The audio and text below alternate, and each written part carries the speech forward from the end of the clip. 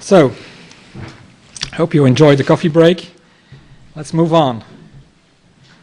So we have now determined the origin of our product. We know that it's Korean origin, or we know that it's EU origin. We have established that. And we are exporting our goods to that partnering country. We are exporting our goods from Korea to the EU, from EU to Korea. And then they will have to be imported in the destination. How can we prove that those goods have Korean origin? How should that be proved? Well, all FTAs have specific dispositions on that. Most FTAs require that you establish a Euro 1 certificate. What is a Euro 1 certificate? All EU FTAs. A Euro 1 certificate is a certificate that states that that good has EU origin, or has Chile origin, or Mexican origin, and that declaration, that statement is authenticized by the government, or by a government representation, or someone authorized by the government to certify that. Usually it is customs authorities themselves who will authorize that declaration stating that that good has indeed Mexican origin, or that good has indeed Chilean origin. Can be a Chamber of Commerce as well, depending on the... Most of the FTAs foresee as a principle that you should issue Euro 1 certificates. Most FTAs also foresee in a disposition that under certain circumstances, the exporter himself, he can be authorized to sign off the origin declaration himself, just by mentioning on the invoice that the goods that he is shipping are of Korean origin. Most of the FTAs foresee such a disposition as a derogation from the main rule that you, in principle, need some kind of certificate authorized by a government or a government representative. The Korean EU FTA is an exception in that case.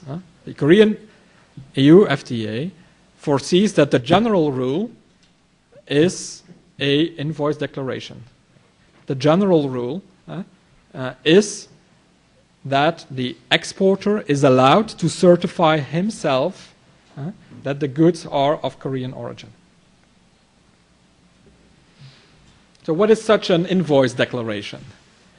An invoice declaration is very simple. It's very easy. It's a statement of origin inserted on the invoice, delivery note, or any other commercial document that says these goods that I'm delivering to you, these goods that I'm shipping to you, they have Korean origin. They don't need to be authorized by Customs, Chamber of Commerce, or any other authority. No, it is the exporter that accepts responsibility for its declaration. We'll come back on that later. Any invoice declaration, what is the timing? Any invoice declaration should be made in principle before the export takes place. Under circumstances, it can be presented later, but no longer than 2 years after the importation of the product. And only in certain well-described circumstances that are caused by, for example, if the certificate is destroyed, if the invoice is lost, etc., etc. And certain specific circumstances, an exporter can issue an origin declaration up to 2 years after the importation in the destination took place. There are conditions, and this is, as I understood from some of the Korean friends here, new for Korea. You can, in order to make such origin declarations on an invoice or on any other commercial document, you should be authorized as an approved exporter. This concept is not new in Europe. A lot of the FTAs that foresee in a derogation whereby exporters can make those origin declarations themselves a lot of those FTAs foresee in such a disposition, and always the condition is that you need to be authorized as an approved exporter. Most of the FTAs also foresee that in such case, this condition can be waived if the value of the goods that you are exporting is below a certain value. And in most FTAs, that certain value is 6,000 euros. So what are the conditions to become such an approved exporter? Well, you have to export or intend to export on a regular basis. The goods, and that is an important one because I will come back on that later, the goods to be exported satisfy the relevant origin rules to qualify for the issue of preference documents. So you need to have some kind of process, of some kind of certified process, whereby the customs that will come and audit you in order to get you that authorization, whereby they can see that the process that is that your firm is using to determine the origin, that process corresponds with, let's say, the rules, the minimum rules that should be used to qualify a product for a certain origin. And the exporter obviously agrees to correctly complete documents and takes proper care of them. So those are three conditions. Especially the second one is important because I will come back on it later. Remind that. I will come back on that later because I have some remarks to make there. The approved exporter, he is an authorization. So you have to apply for it, and customs will audit you. They will see whether you meet the criteria, and then you will get that authorization as approved exporter, and as from that moment you will be allowed to make that invoice declarations. So it's a status that is awarded by custom authorities. As you know, European Union has 27 member states, has one piece of legislation which is directly applicable in all 27 member states, but sometimes, or some say unfortunately, European Union also has 27 different customs administrations. There's not one custom authority. No, there are 27 custom authorities. Each country has its own custom authorities who are, of course, obliged to apply that same piece of legislation which is all applicable in those 27 member states. But of course, there can be a difference in interpretation. And that difference in interpretation sometimes becomes very clear. I don't know if you remember, I think a lot of Korean, not a lot of Korean, but a lot of Chinese and Japanese exporters were aware of that. There was a big discussion once on a classification issue in Europe. Is a screen, a monitor, is that a television screen subject to 14% of import duties, or is that a computer monitor which is subject to 0% import duties? Obviously, that's a question of interpretation, because 20 years ago it was clear. The computer monitor was this, and the television screen was that. And there was a difference in size, so you could immediately establish whether this particular product is a television set or a computer monitor. But as you all know, during the years, the difference disappeared a little bit, and all screens, a computer screen monitor can be that, and they're all flat.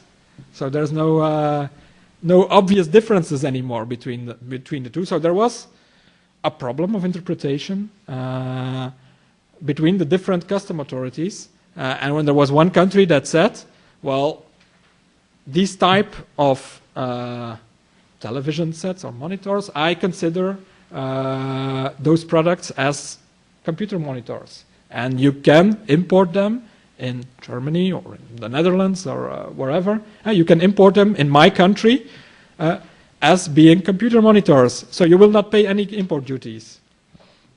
But there was another European country, and that said, well, I have a different opinion on that. That custom authority in that country said, well, for me, that type of monitor, that's no longer a monitor, that's a television set. So we will establish 14% import duties on that type of monitors. And then what was the result? There was a shift of import routes. All kind of companies, they no longer imported their television set via France, for example. I don't know the countries anymore, but they no longer imported through France, but they all started to import via Germany because the German authority said, well, it's a monitor. It's no television set. And that's all to say that Europe has one legislation, but 27 different custom authorities. Those 27 different custom authorities can have different interpretation. They can also establish different criteria. So it can be easier, for example, to get the status of approved exporter in Belgium than in the Netherlands, because Dutch customs, they are well known to have good procedures. They do a thorough investigation. And Belgian authorities, they are, let's say, a bit more to the south already of Europe, and they say, well, it seems that this guy will meet the requirements of an approved exporter, so we'll give him the authorization, and he can sign off as an approved exporter without having verified in detail whether that company has a detailed process to determine origin, for example. It's a fictitious example, so you don't remind the countries they are. It's an example, but there is a difference. It's what we see in practice.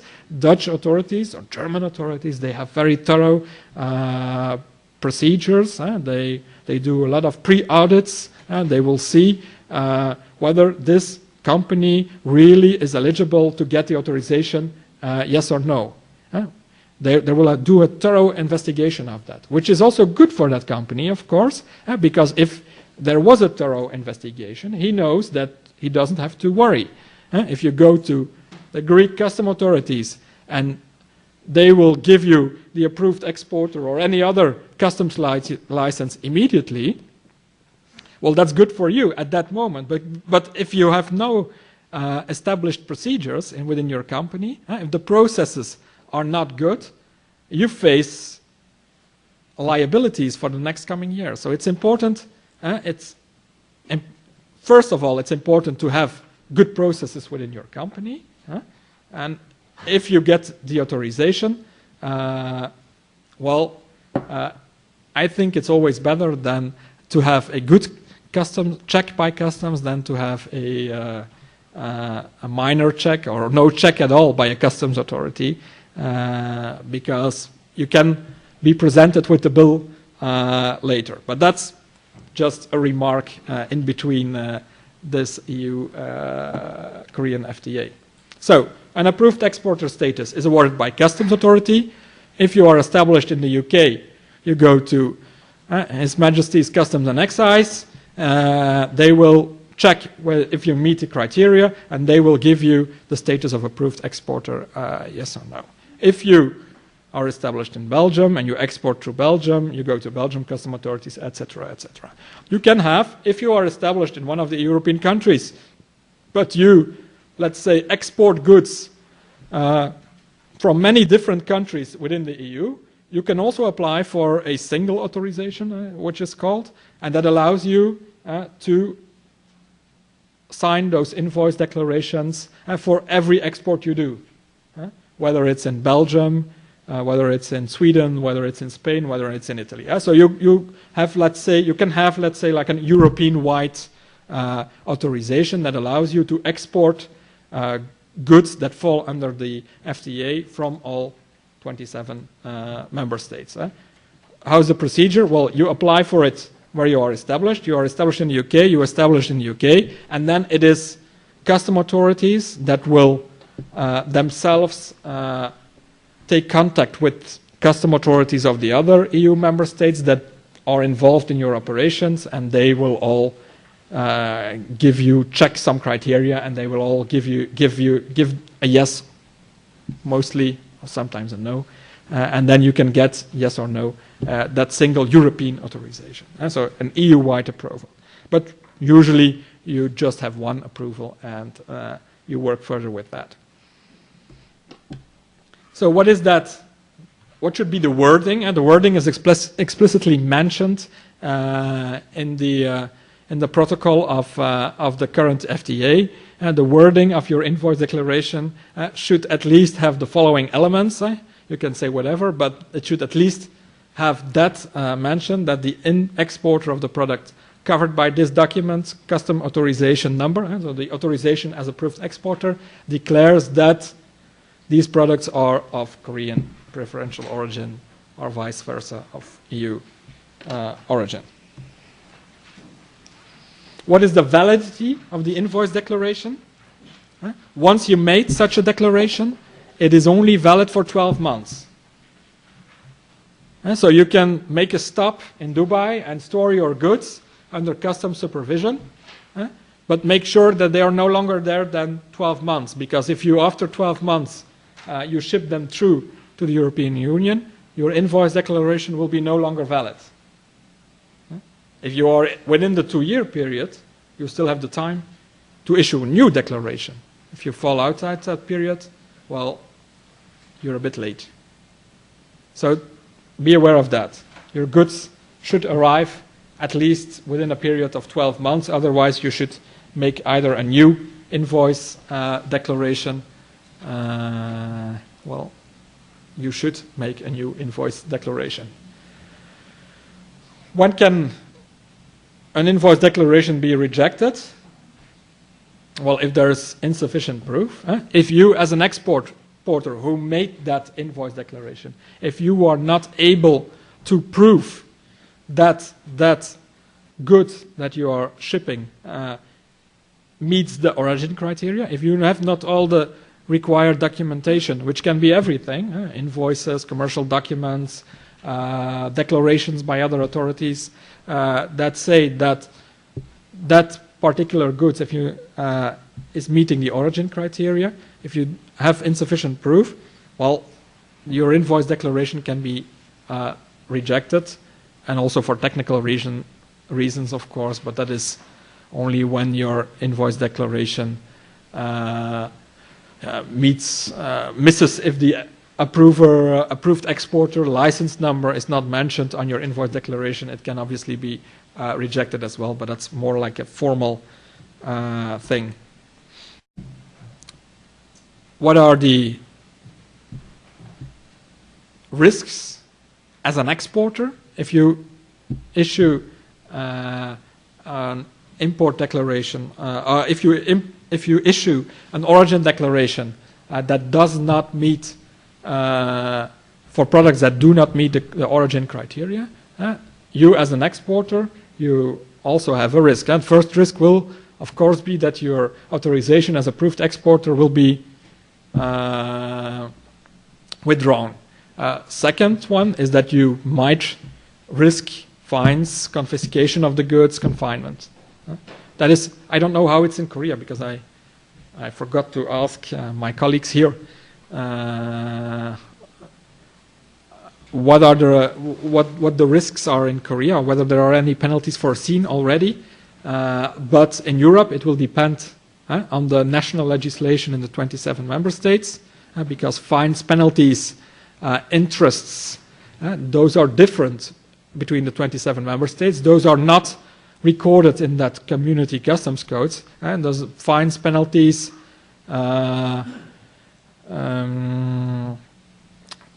other punishments, those are all depending on the country where you are importing. So if you're importing in Belgium, you obviously risk penalties, etc. Or if you're exporting from Belgium in this case and make false invoice declarations, you obviously will risk a fine and a confiscation of the goods.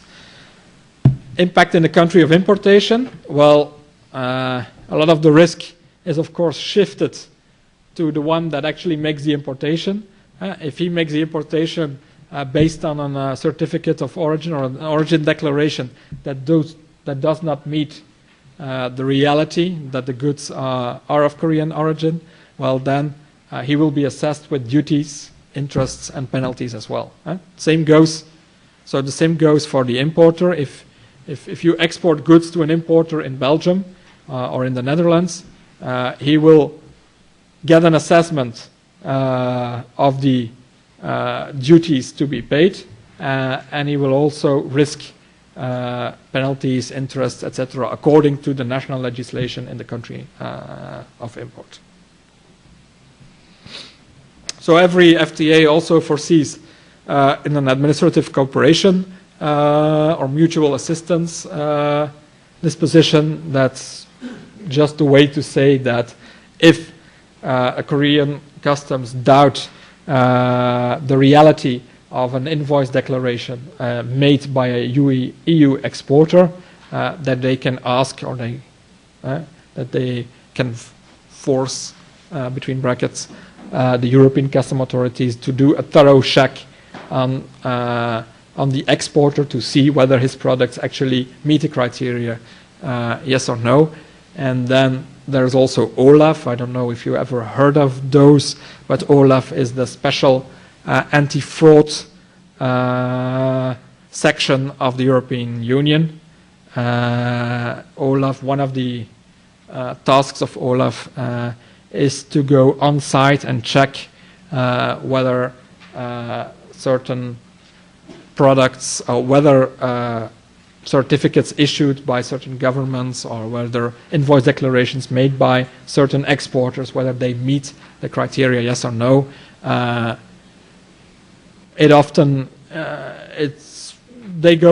they sometimes go on trips, as to say, and it happened in the past, but it usually concerns cases whereby, let's say, authorities cooperate in issuing false origin declarations. There was a lot of, was a big fraud case some years ago whereby Chinese textiles were exported to the European Union with origin certificates that were issued by Bangladesh government, because textiles from Bangladesh, they had two advantages at that time. One, they weren't subject to the quota that were there for Chinese textiles, and they got preferential access to the EU because they are a developing country for textiles. So there were a lot of advantages for Chinese textiles, or Chinese textiles manufacturers. They thought that there were a lot of advantages by buying Bangladesh government to cooperate in issuing certificates of origin, and because there was not a lot of cooperation by Bangladesh government, Olaf was sent to Bangladesh to check, well, the background behind the fraud. But I don't think that Olaf, of the presence of Olaf, will be required for the EU Korea FTA. So, just for your reference. So, what are, just to summarize, what are the responsibilities of the exporters? What are the elements that an exporter should take care of when he wants to benefit, or when he wants his importer to benefit from the EU-Korea FTA? Well, what is very important, and I will also come back on that later in some of the jurisprudence by the European Court of Justice, but it's very important that he maintains commercial and accounting records for production and supply. So it's important that he keeps all documents that prove that goods that he is exporting, that support the thesis that good that he is exporting meets the origin criteria under the EU-Korea FTA. That's very important. Because, obviously, you can import goods into the European Union with an invoice declaration, but after 2 years there can be a check, a post-clearance check, And it could be that authorities would like to check whether the importation you made or the export you made 2 years ago, whether that still falls, whether those goods that were exported or imported 2 years ago, whether they met the criteria. So therefore, it's very important that your exporter has that documentation and keeps that documentation for at least 5 years, I would say. And one says you should keep it for minimum 3 years, but I think that under this agreement, it's better to take it for 5 years. So I think that's the main. There are some other documents that you can keep, but I think that's the main thing to remember is that you, as an exporter, you should have a good process to establish the origin, and you should keep all evidence based on which you have decided that that product has Korean origin. You should keep all that evidence for minimum 5 years. The importer, what are his responsibilities? Well, he should take care that the goods comply. So he has to. He should be diligent. Let's phrase it like that. That's one of the conditions that you also find back in jurisprudence, in ECG court cases. The importer should be diligent. If he might think that the products that he is getting delivered do not meet the criteria, he should immediately contact the exporter. He should be diligent. He should check, of course, if the exporter who has made the invoice declaration that he is really approved, that he has the authorization to issue such declaration, and he should check whether the origin statement contains the required information. So that is the important thing for the importer. So what are the liabilities? Because that is, of course, important. If you have a system whereby you rely on a certification, on a statement that is made by your exporter, what is the liability that you have when you import goods? What is the liability? Well, the general principle in EU legislation is that wrong or false origin statements are part of the commercial risk taken by the importer.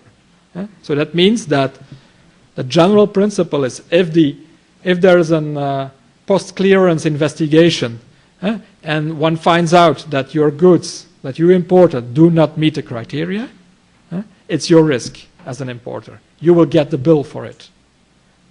You will get the check. You will get the penalties. You will get the duties. And you will get the bill. That's the general principle. So you should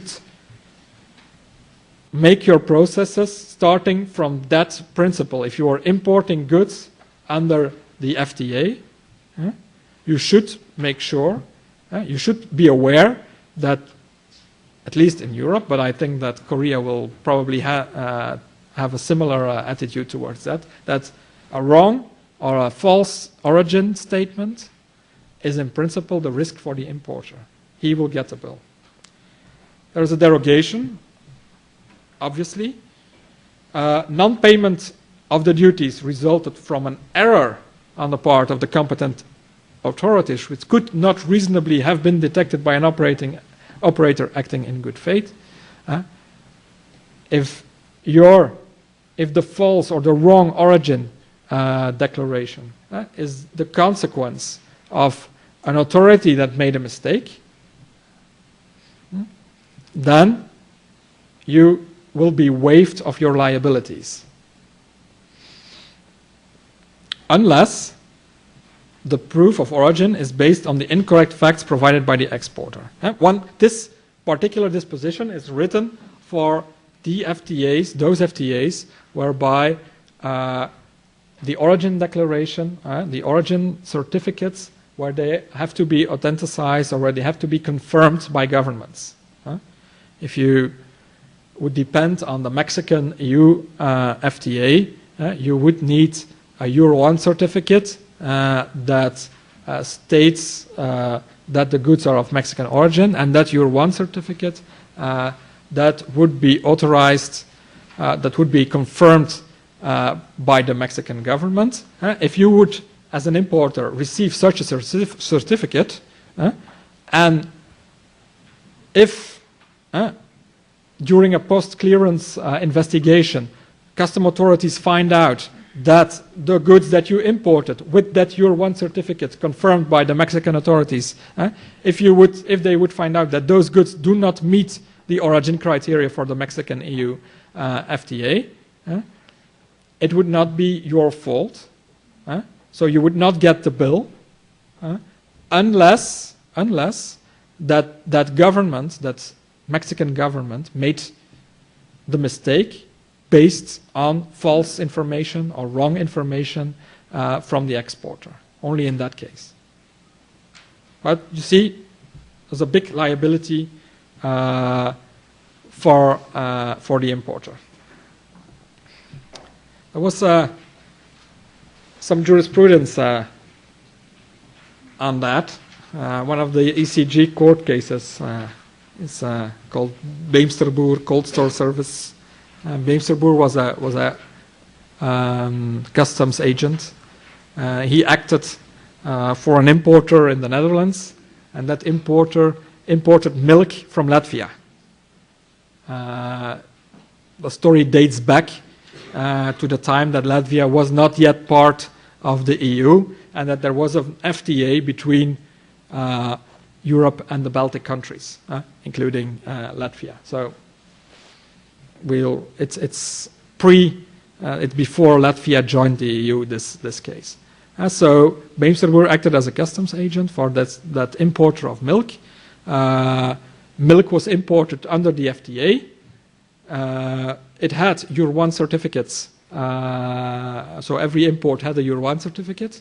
But after some years, there began to be some doubt whether those Euro 1 certificates were delivered or were issued by the Latvia government, whether they were correct, yes or no. So there was an investigation.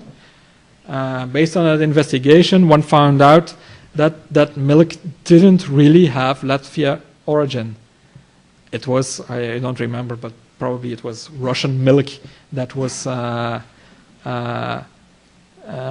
brought into Europe under the Latvia-Europe FTA, subject to 0%.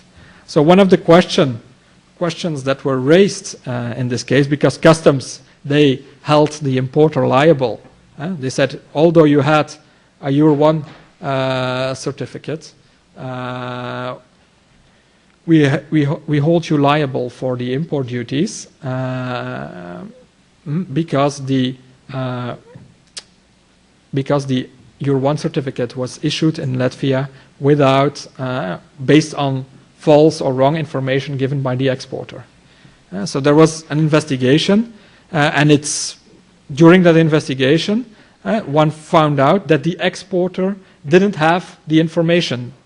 He didn't keep all documents required to establish the origin of the good. So one of the questions was, if you don't have the documentation anymore, can we assume that your good doesn't have, that the certificate is wrong, is incorrect?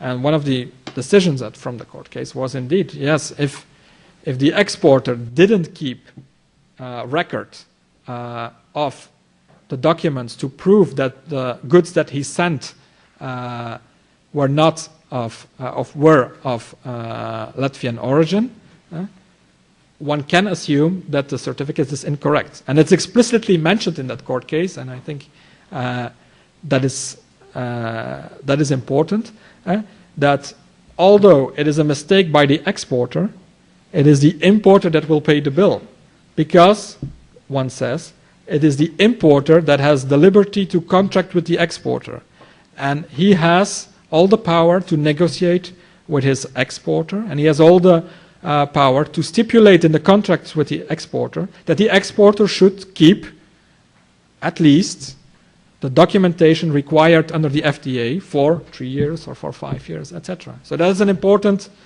element I wanted to give you is that you should be diligent when contracting with exporters under the FTA. You should make sure that you have a contractual disposition that states that he has to keep documentation of the origin criteria for at least 3 or 5 years, and that if he doesn't, that obviously you can sue him and get compensation for the loss that you, or for the damage that you as an importer incur due to the fact that the certificates were not correct. Second question that was dealt with in this ECG case is who should prove? On who lies the burden of proof? Is it the custom authorities that should prove that the documentation that was provided or that they issued the Euro 1 certificates based on wrong documentation or wrong information from the exporter? Or is it the exporter that should prove, or exporter-importer that should prove that the documentation was correct? It's the same proof, but it's a different approach, obviously. So the court case decided that, in principle, it is the custom authorities that should prove that it's the authority that should prove that the Euro 1 certificates that were issued by that foreign government, or that were approved by that foreign government, that they were delivered or issued based on false information. If they cannot prove that, they're valid, and there's no bill or no check or no penalty for the importer. If they can prove that the Euro 1 certificate was issued based on false or wrong information, the importer will pay. There's derogation to that rule that says, well, if the exporter has not been diligent, and, for example, if he didn't keep all documentary proof for 3 years or for 5 years, so custom authorities are unable to check whether the goods met the criteria, yes or no, it is the exporter, it's up to the exporter and the importer to prove that the goods met the conditions. And so, in principle, custom authorities should prove that they issued, or that certificates were issued based on false or wrong information from the exporter, except if the exporter-importer were not diligent, then it's up to them to prove that they gave correct information. A lot of information can also be found in Article 239 cases. I don't know if you know this specific disposition under EU law, but that specific disposition that says that you can ask reimbursement of paid import duties under certain special circumstances. So if you are in good faith, and if you can prove that you were in good faith, that you were a diligent person, there are specific circumstances whereby you can ask for reimbursement of paid duties. And the proof of that is often less difficult than the proof of Article 220, proving that customs made an error, or that someone made an error. An example of this is the imports, a very well-known example, is Turkish color televisions. There's a customs agreement between the European Union and Turkey, and under as long as the goods coming from Turkey have an ATR movement certificate, so as long as they are certified Turkish goods, they can enter the European Union without any duties. So what happened? Television sets that did not meet the criteria, but were accompanied by such certificates, entered the European Union for 20 years. Turkish authorities issued those certificates for 20 years, knowing of, or they should have known during those 20 years, that the television sets that were imported, that they were actually Chinese television sets. So in such a case, the importer can get reimbursement of the penalties and rights that he paid because such attitude of a government is considered to be a failure on his part. So it's not an error because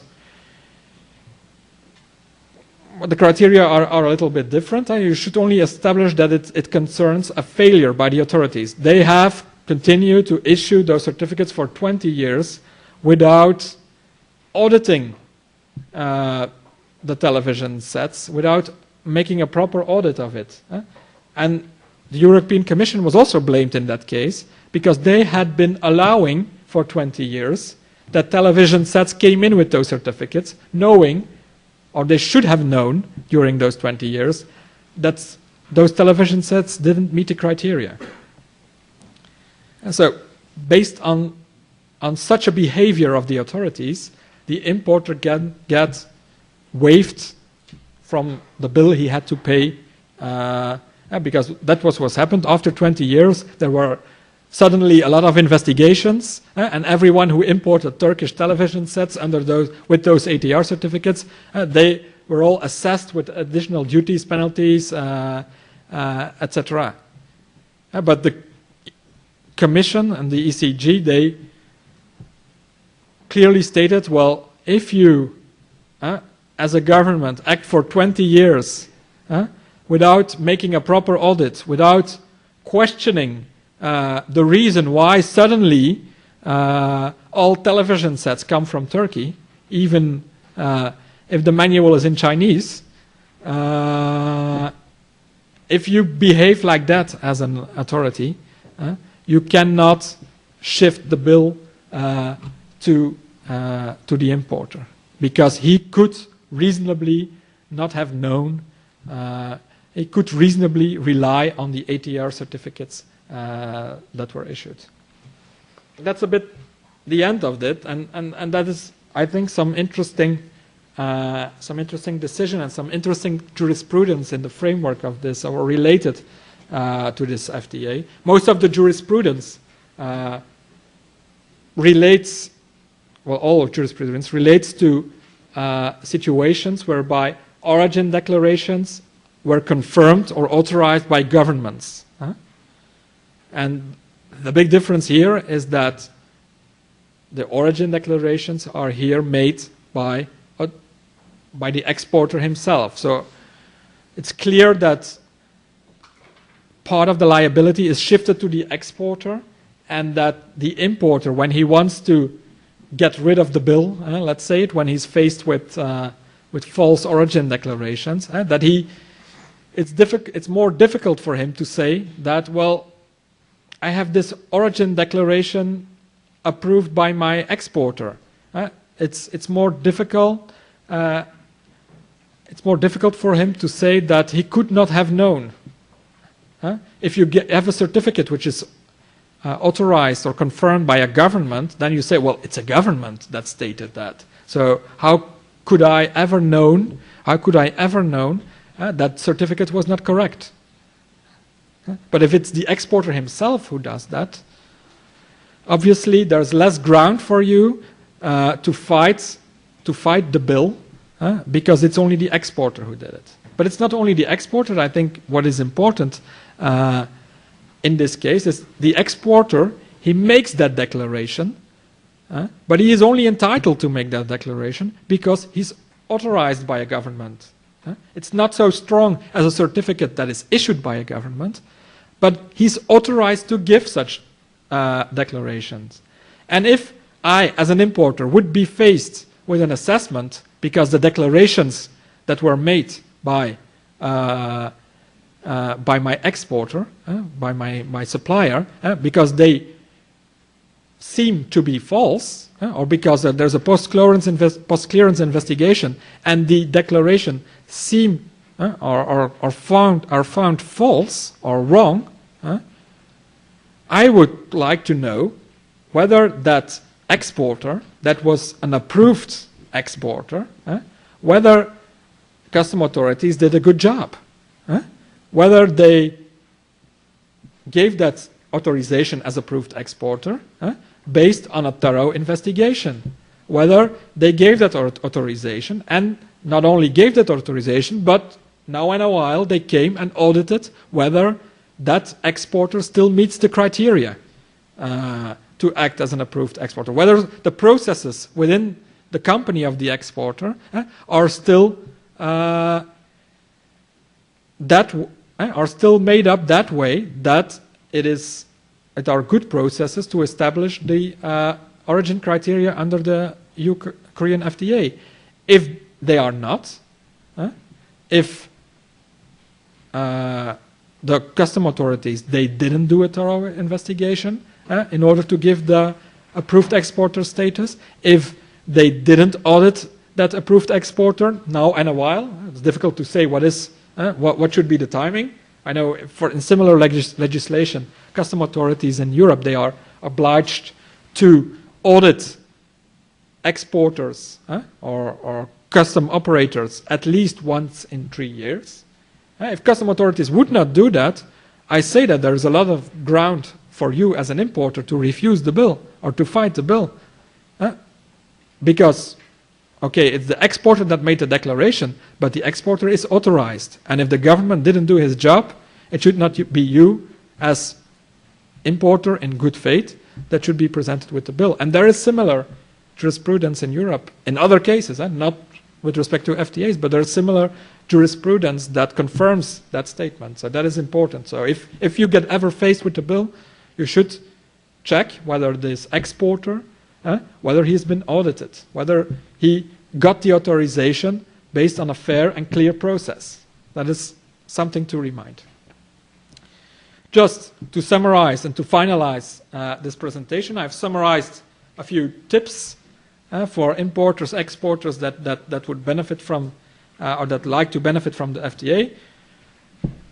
You should keep all documents. I've said it over and over again, but as exporter you should keep all documentary evidence that the goods are compliant with the FTA origin requirements. As an importer, you should make clear agreements with your exporter that he is obliged to keep that documentation. Do not forget that. If you sign a contract or if you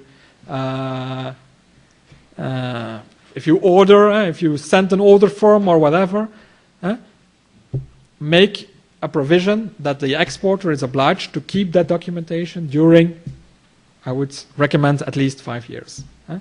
Importers, they should always carefully check whether the goods comply with the declaration that is made on the invoice, whether all elements are there on the declaration, whether the approved exporter is indeed an approved exporter. Whether that is important. Importers should insert warranty clauses. In any case, you should insert a warranty clause, that's my recommendation for the importer, that the exporter is liable to pay for all the damages if his origin declaration is found false afterwards. Another thing that you can do as an importer in the European Union, as I told you about the BTIs, which are rulings on the classification of a product in Europe, there are also BOIs, and BOIs as binding origin information. That is a kind of ruling whereby European customs authorities, they confirm that your product has indeed EU origin. And when you have such a ruling, you have legal certainty. You should not worry about that. You should no longer worry about the origin criteria. So I would recommend to each importer, exporter, if he doubts on the origin of its product, if it's not rice that is grown and harvested in Korea, but if the process is a lot more complicated, that he asks for such a ruling. And then he has legal certainty for at least 3 years. Binding tariff information is 6 years, but this is 3 years. And there are other certifications. Europe knows a system, authorized economic operator. This authorized economic operator, I think that Korea has some kind of similar system. That is a system whereby operators are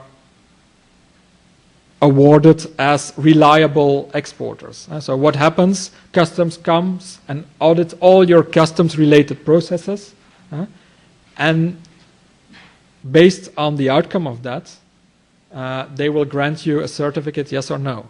If you deal with a company that has been recognized or that has been awarded with the AO status in Europe, you can in principle be sure that his processes are okay. So if the exporter from Europe has an AO certificate, it gives you some more certainty that the way, the method on which he calculated, or on the method on which he based himself to determine the origin, that is okay. And the method on which he based himself to establish the classification of the product, that is in line, because custom authorities have audited in the past. And there, the same remark, of course, an AEO from the Netherlands is probably a little bit more reliable than an AEO from Greece or Italy. But that is just a remark, and you should not write that down. Okay, I think that is a bit the end of my presentation. I hope that it was clear to you, and I hope that the European perspective brought you some more insights on the application of the EU-Korea FTA. If you would have any further questions, I will be available the rest of the day to answer your questions. Many thanks.